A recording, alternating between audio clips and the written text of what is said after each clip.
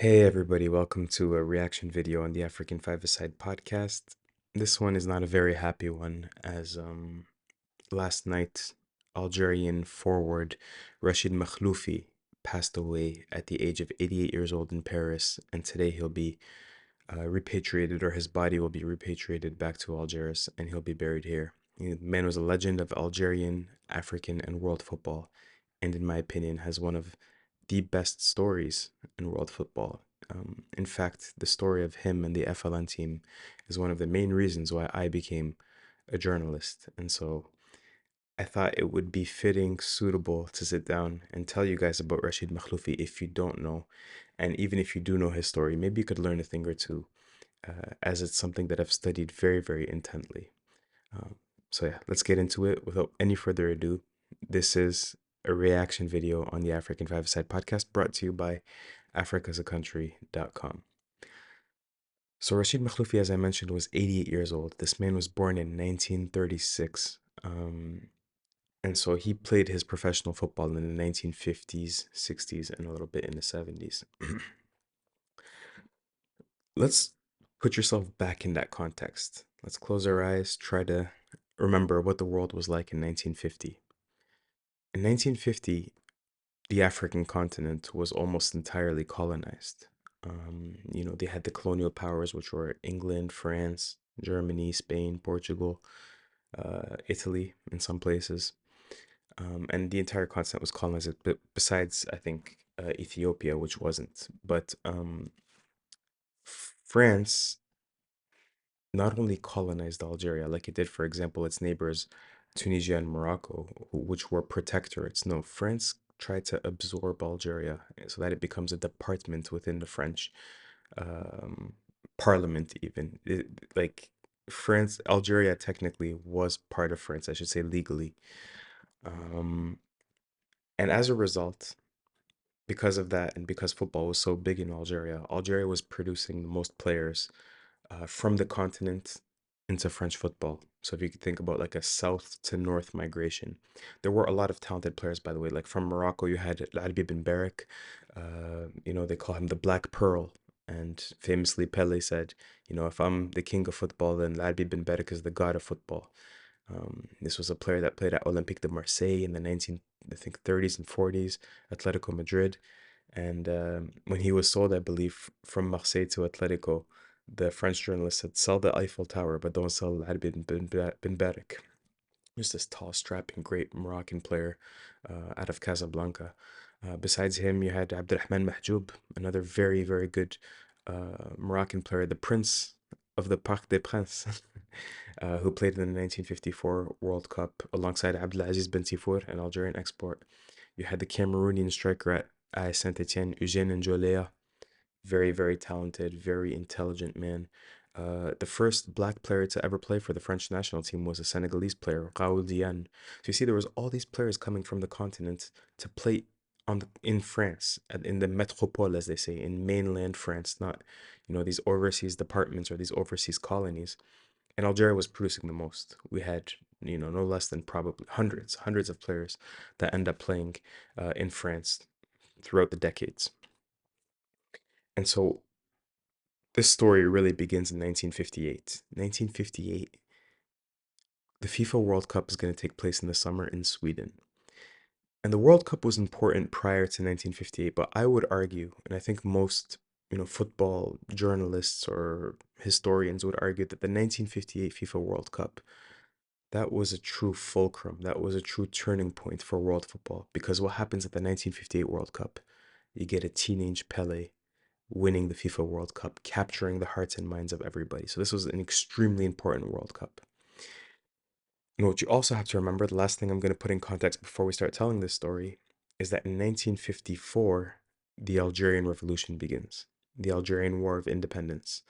And throughout the entire country, you have uh, a party called the FLN, the Front de Libération Nationale, the FLN.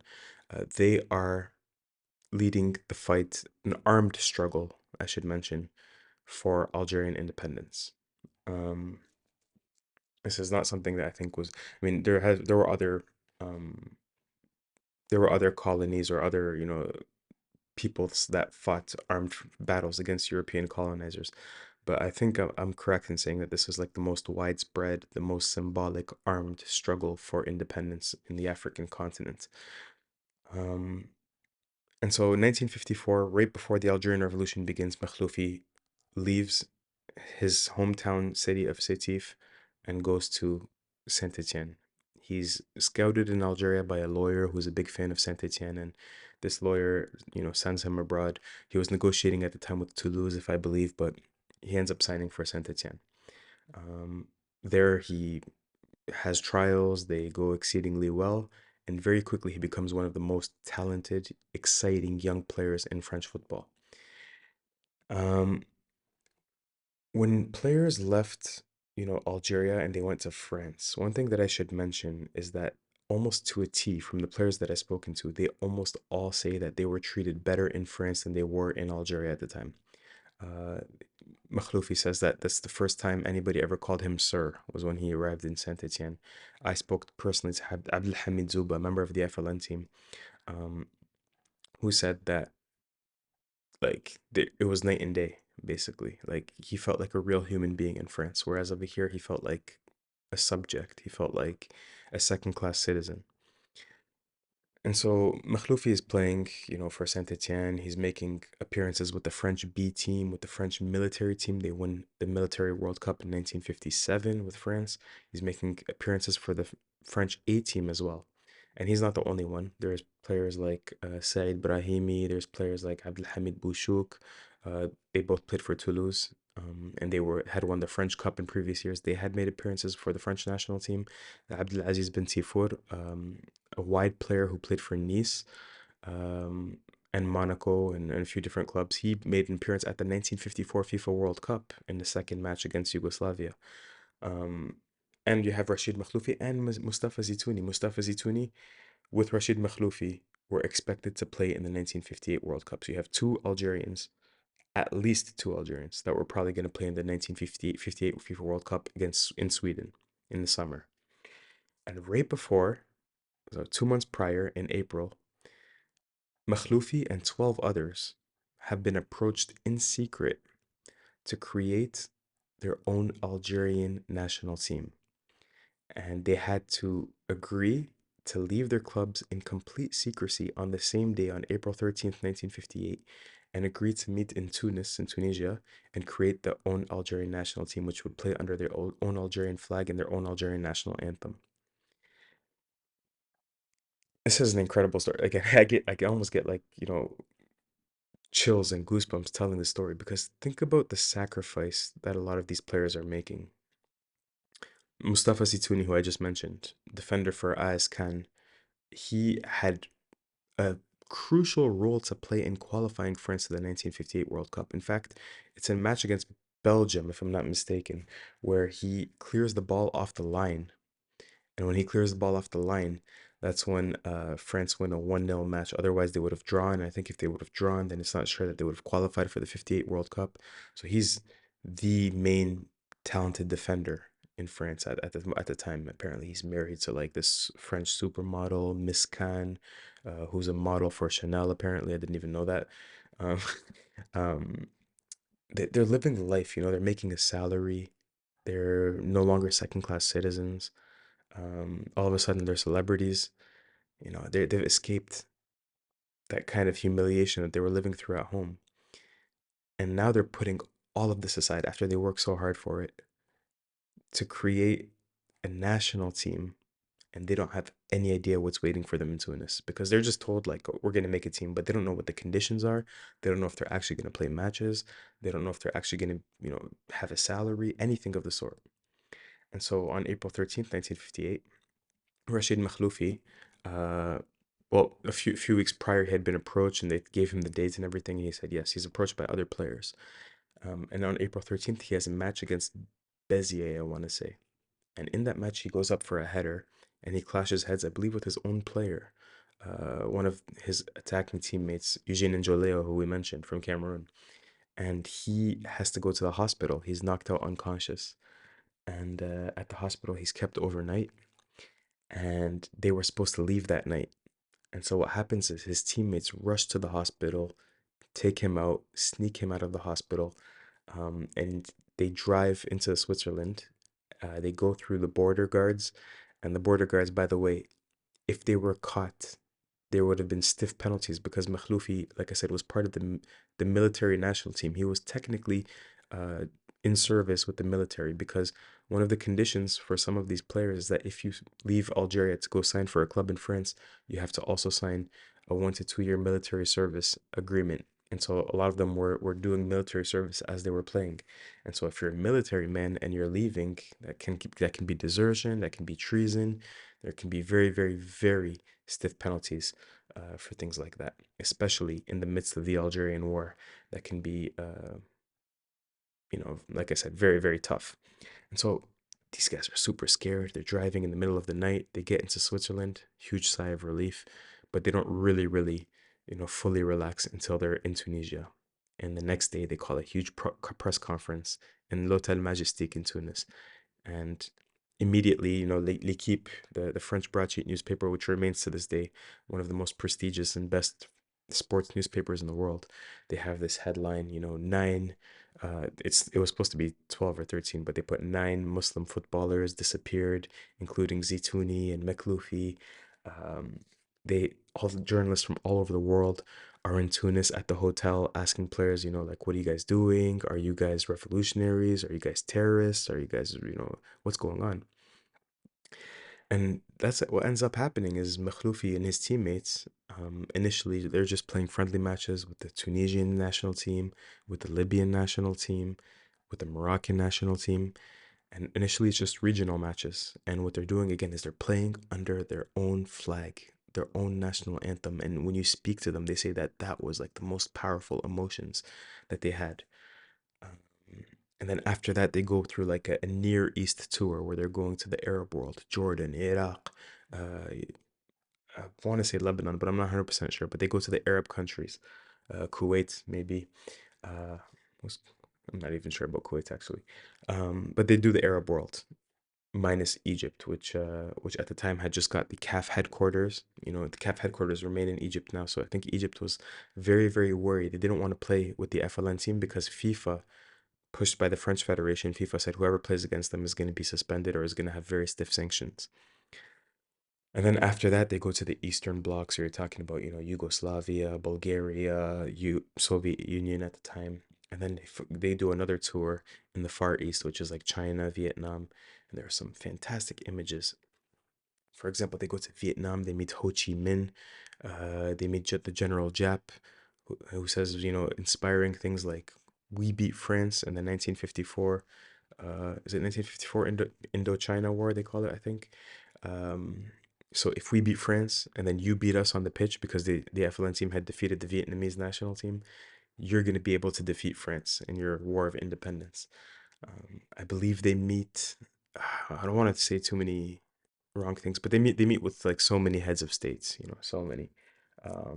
Mainly communist, socialist parties. Remember, we're in the middle of the Cold War at the time as well. And what they're doing is they're playing. All of a sudden, these countries, like for example, they'll go to Bulgaria and they'll be like, "Oh, what's Algeria?" And they get to learn that there's a country called Algeria that's fighting for independence. People will go out to the stadium, support them. Any money that's made off of the gate receipts will be funneled back to the Revolutionary War efforts back home. Even some of these governments, like Egypt, refused to play against the FLN team, but they did give money to the FLN team. And this money, you can imagine, is not just for diplomatic efforts, but even buying arms and things and so forth. So these were footballers that became revolutionaries. They all of a sudden, footballers, they receive media training these days, but back then that wasn't really the case. And like, yeah, maybe you have to speak to journalists, but you're only really uh, an emissary of your club, I guess we could say. And all of a sudden, you're an emissary of your entire nation. It's like so much is put on their shoulders, and these are just players. Um, and so yeah, they end up playing for 3 4 years. They play more than 90 matches, but winning more than 60 of them, if I'm not mistaken. Again, I need to. My memory is a little bit hazy, and and after independence, Mekhloufi continues his playing career because when he started playing for the FLN team, he was young. But for the vast majority of players, their career is finished. And what ends up happening is Mekhloufi says initially he goes to Switzerland and plays a few matches, and then eventually the people at Saint Etienne, especially his old coach Sean Snella, who really liked him, they brought him back to the club, and he didn't know how to react because like technically he was part of the group that was fighting France, and all of a sudden he's going back to play football in France, maybe 1 to 2 years after independence, and he didn't know how he would be received. Um, from what like historians have said, his first match back, so I think Saint Etienne at the time was averaging around 10,000 fans in attendance. They got the double the amount, and when what he describes his first match back, he says there was like a eerie, deadly silence. Um, and it wasn't until he touched the ball and he does this really complicated technical move, whether it's like a skill or something like that, and he said the crowd goes nuts, and immediately they start chanting his name. He breathes a huge sigh of relief, and he's like, like like my life is back. Things are back to normal. Like I did what I had to do. My country achieved its independence, and life is back to normal. And that's really, I think, one of the reasons why Rashid Mekhloufi is liked so much, because some of these players, they were very militant, like Abdelaziz bin Tifour was, Mohamed Maouche, who's still alive, currently part of the Algerian Football Federation as well, even at his advanced age, very militant as well. Rashid Mekhloufi did what he needed to do. He participated in this effort, and he was one of two players that had the most to lose alongside Mustafa Zitouni. And he did what he needed to do, but he was always diplomatic. He was always um always did it with almost like a smile on his face. Nobody managed to hate him. Even people in France, people that were 100% against, Algeria being independent, they could never hate him. They call him like the gentleman revolutionary. He never shot anybody and killed anybody, but he was revolutionary. All of these players, when they come back to Algeria, they get their revolutionary cards, which allows you a lot of benefits in Algeria. They all got huge advantages after their playing careers were done. So he was revolutionary, but he was a gentleman too. And the fact that he could go back and so seamlessly play in France, win things in France, be the captain of Saint Etienne at the time. Go look at Saint Etienne in the 1960s and 70s. This was the best club in France. This was like the Paris Saint-Germain of today. That's slightly exaggerated, but they were that good. Like they were winning several league titles consecutively. Um, that they eventually, you'd have players like Larquet, Salif Keita would come in, and he was the captain. He was the big brother on that team. And when they win the Coupe de France in 1968 or 1970, he lifts the Coupe de France. And I think, if I'm not mistaken, again, he even receives the trophy from Charles de Gaulle, the French general that led the World War II resistance, but that was also the president when Algeria was independent. So, very, very powerful story. A story about having principles, about being footballers, but being human as well, and about sacrifice. These stories, they don't exist anymore in world football. In my opinion, they don't. Um, it was a specific period of time in history, and you had to be there. But when you were there, you had to respond to the call because there were players. Some of them are still alive. There were players that refused to play for the FLN team, and they will never, ever, ever, ever be appreciated like Rachid Mekhloufi is or Mustafa Zitouni is. And I think this, I'm going to finish with this. There's one last thing I'd like to say is that,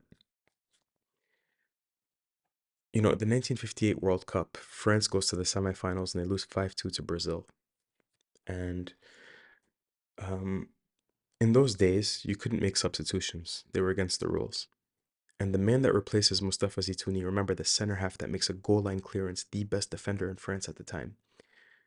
The man that replaces him is called Robert Jonquet, who's playing for Reims. Reims played in, I believe, the first two Champions League finals against Real Madrid. They had Raymond Kopa, they had Just Fontaine. It was one of the best French teams. And right after Reims, it was Saint Etienne for the next decade. So Robert Jonquet takes over for Mustafa Zitouni, and Robert Jonquet in the semifinals breaks his leg, and he's just limping for the rest of the match, and he can't mark Pele, the speedy young 18-year-old Pele, throughout the match. And as a result, France lose that match 5-2. Who knows if they would have won it if he stayed healthy or not? But here's another thought experiment. Who knows if they would have won it if Mustafa Zitouni played it instead of Robert Jonquet? Maybe he wouldn't have broken his leg. Maybe he would have had Pele in his pocket. You get like I'm not exaggerating here. He was seen as a world-class defender, somebody that could have played at the biggest clubs in Europe, and he was at one of the biggest clubs in Europe at the time. But he's somebody that played against Di Stefano and that marked him out of the game, and that according to these are rumors on the Algerian side, but apparently people like Santiago Bernabeu and Di Stefano wanted to recruit him to play for Real Madrid in the 1950s. So I don't know if that part is true, but these are things that have been printed in Algeria. But even if it isn't, it's clear that he was a world class defender. And so, what if he did play in that 1958 FIFA World Cup, and all of a sudden he's a World Cup champion? And what that means, in a country like France, where the 1998 generation that won it for the very first time are, heroes and gods in their country. But what if they won it in 1958 before 1998? What would that meant for somebody like Mustafa Zitouni, or Rachid Mekhloufi? And he sacrifices his career, and he was much older than Makhloufi. So when he finished his career, Mustafa Zitouni, he retired when Algeria won its independence and there was no more FLN team.